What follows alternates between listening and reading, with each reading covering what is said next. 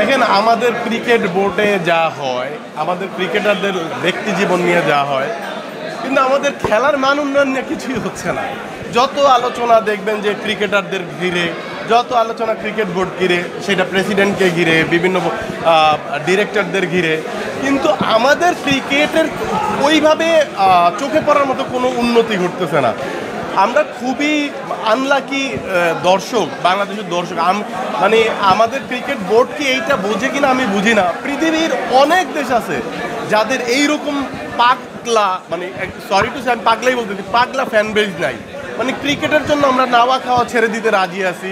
এমন বহু দুপুর বহু রাত গেছে যে আমরা খাবার না খেয়ে খেলা দেখছি। শুধু এটা আমি না, এই ইন্টারভিউ যারা দেখছে এরকম হাজার লক্ষ মানুষ আছে। আর আমাদের ক্রিকেট বোর্ডকে এটা মাথায় রাখে কিনা আমি জানি না।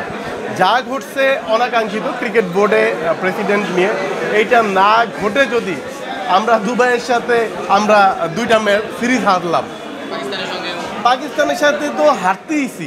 তো এইটা মানে আলোচনাটা তো হওয়া উচিত ছিল আমাদের ক্রিকেট উন্নতি নিয়ে, কিন্তু আমরা আলোচনা করতেছি ক্রিকেট বোর্ডের কত টাকা লুটপাট হয়েছে, কে লুটপাট করছে, ভবিষ্যৎ যে আসবে সে লুটপাট করবে কিনা। দুঃখজনক। আমরা চাই বাংলাদেশের ক্রিকেটের উন্নতি।